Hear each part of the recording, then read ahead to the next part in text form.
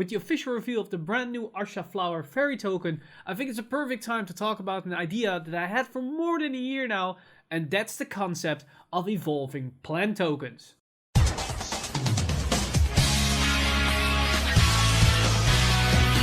Stand up! Vanguard!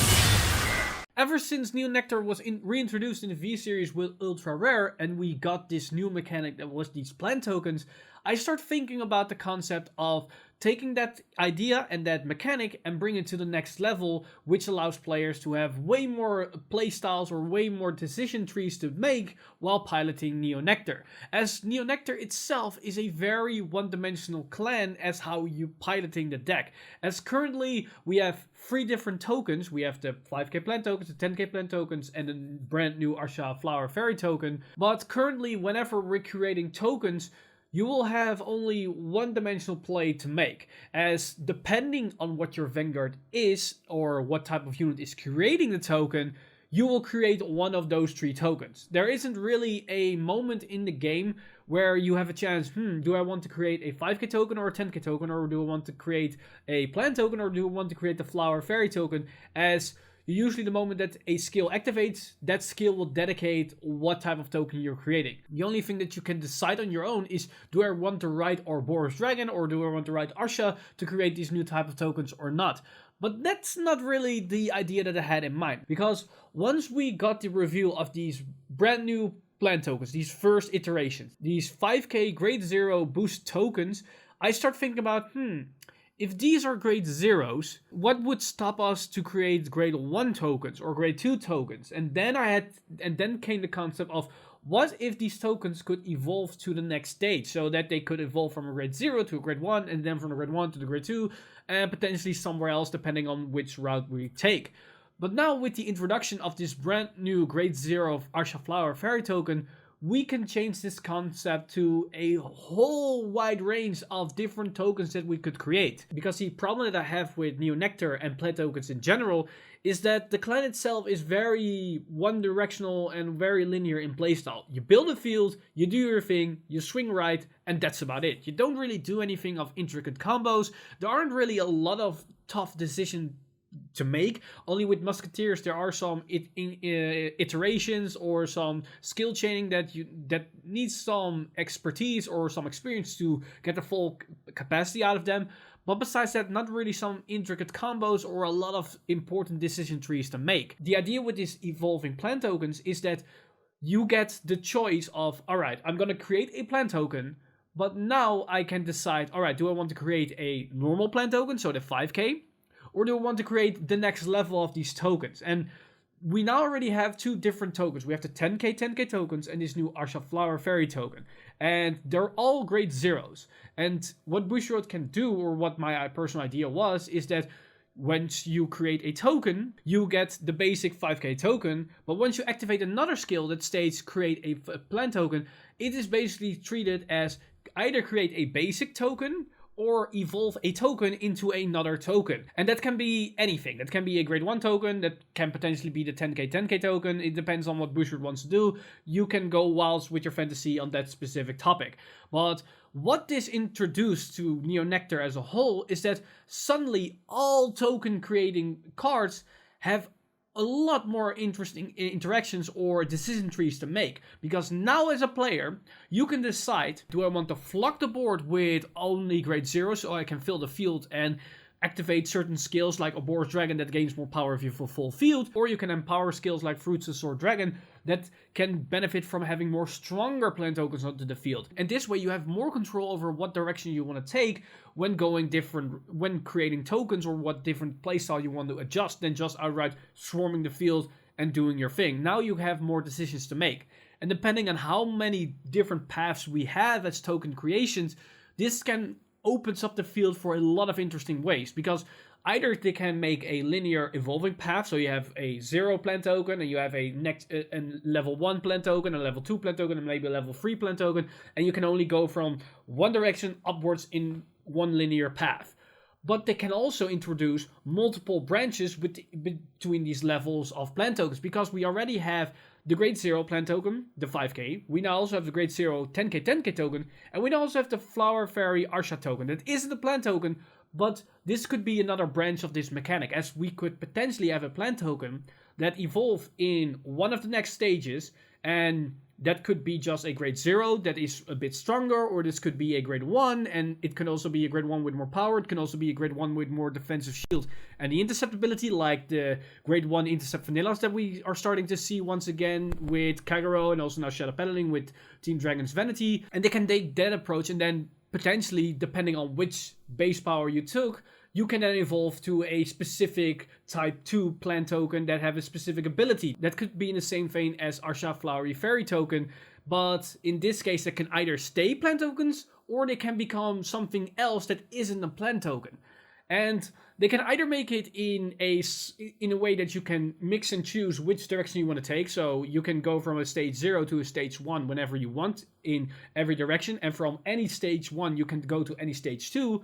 Or they can go in somewhat in the same vein as you see with Pokemon, that it actually is an evolving chain, where if you go from a 0, you can go to any grade 1, but from that any type 1 card, you can only go to a specific level 2 type of token. And keep in mind, it doesn't have to be specifically from a grade 0 to a grade 1 to the grade 2. It can be that they're going to keep it at grade 0s, but depending on what type of grade 0 type 1, you can then go to a specific type 2. It all depends on what type of evolution tree they're going to take. And it might be hard a little bit to visualize, but see it as a evolving tree that can have many branches, and depending on which route they can take, they can either be in a linear slot, or they can have multiple paths towards different type of outcomes. And the interesting aspect of this type of idea is that you can start off very simple. You can start off with only one evolving type, but the way that it works is that you can branch it out to infinite interactions and infinite type of tokens, which is something that they're starting to do with Neo Nectar, as every time they give Neo Nectar support,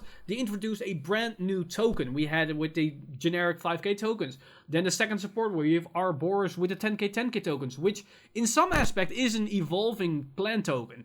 And then now with the third support, we got Arsha, and we get the new Arsha Flower Fairy token. So if they want to keep adding on to these new tokens, I personally am more fan of the idea of evolving plant tokens than just outright, here's your new token type, it can only be generated by this unit, and that's about it. But for some reason, Bushiroad is incorporating this aspect of evolving tokens to some degree. As I already explained, the 10k tokens are actually a direct, stronger version of the normal 5k tokens, and also this Arsha token is created by sacrificing 3 rearguards, which are incidentally actually 3 tokens in the basic sense. So it's like 3 tokens fused to create that specific tokens, which you can still see as an evolving type. And if you take that to the evolving type 3, that makes it a type 3 token, as you already sacrificing 1 to reach 1, then to reach type 2 you already sacrifice 2 tokens, and then to reach type 3 you are sacrificing the 3rd token. So it is somewhat in the same vein as that decision tree or that evolving tree, only with a little bit more steps involved to create that specific token. And I'm personally more fan of that type of token mechanic than just outright creating infinite tokens. And I personally only see this with Neo Nectar and not something like the Vision token or like the Evo Decoy token with Nubatama, as Neo Nectar as a clan and the way that they designed the first tokens, it looks very like a small bud that it starts to bloom out to something big.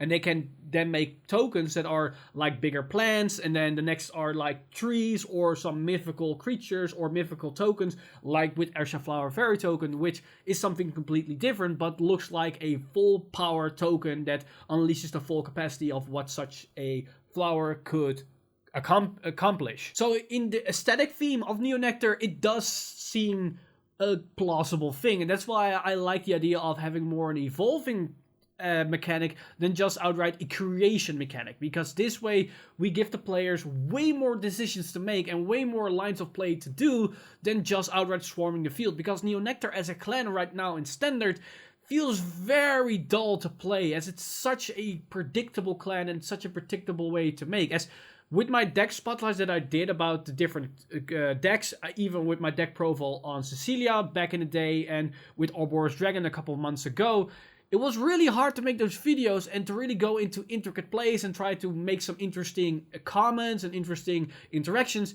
because there aren't really that many. It's very one-dimensional and very predictable to play, because these tokens don't really allow you to do interesting stuff. It's just create token, tap token, right, and smack your opponent. And that's about it. Keep filling the board and keep swinging. Nothing really more, nothing really special. And that's what I'm a bit disappointed about how they are doing the tokens right now, as there's so much more and so much more potential in this new mechanic that they created for Neo Nectar, but I don't feel that they are utilizing it to the full capacity. They do show us some glimpse that they had some ideas about this concept, but I don't know if they're willing to really make that decision to bring it to the next level, as I understand that getting this evolving plant tokens mechanic into realization can be a bit tough. Try to work it out to make it understandable for players, but also fun for players to utilize. And also at the same time, in such a way that they as a development team can keep these tokens balanced in some aspect. But personally, if they manage to do something like that, I would be pretty hyped, as that would really catch my attention to play Neo Nectar.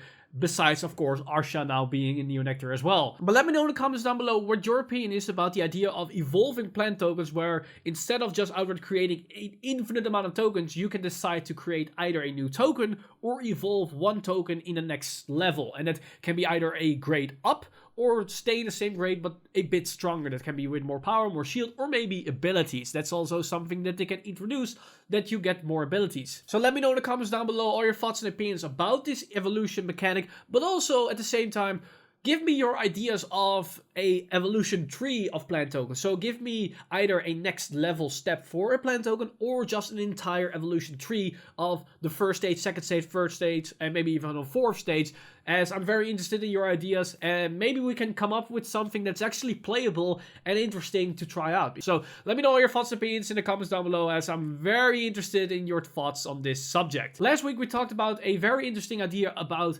having defensive skills as well as offensive skill in one single card, and we talked about Shiryuki as a prime example, and that in itself is a very controversial topic, as my personal opinion is that I really like the design of that card.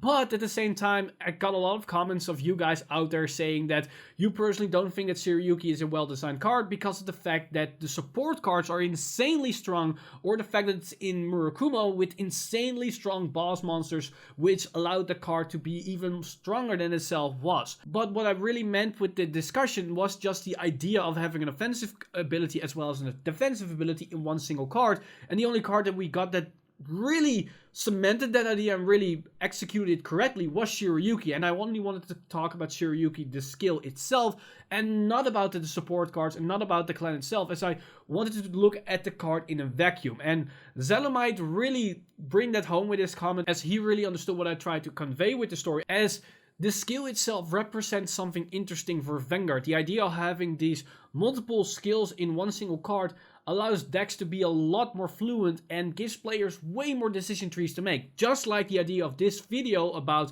evolution plant tokens, I'm a fan favorite of having decision trees within a game. Having the idea of, alright, I have this ability, but I can use it in this way or I can use it in that way. Which way do I want to use it? These decisions makes a game, in my opinion, a great game, a absolute fantastic game. And currently we don't have that a lot in standard Vanguard, and in premium in some degree even in premium it's limited to some extent. And the fact of having an offensive and defensive skill in one card makes these decisions possible. And Todd Sanderson's add to this discussion with the inclusion of something like Nurse of Broken Heart coming back in Vanguard. And I agree that Nurse of Broken Heart could be an interesting card again, because the way that that card is designed, it's actually the opposite of Shiryuki, as Shiryuki is more of a defensive card that can also be utilized in an offensive way. But Nurse of Broken Heart is more of an offensive card that can be utilized in a defensive way. And it's a very interesting dynamic, and Nurse of Broken Heart also complements the way that that deck at the time worked, and it allows players that could really successfully utilize the rescue check mechanic to get insane amount of power onto the board.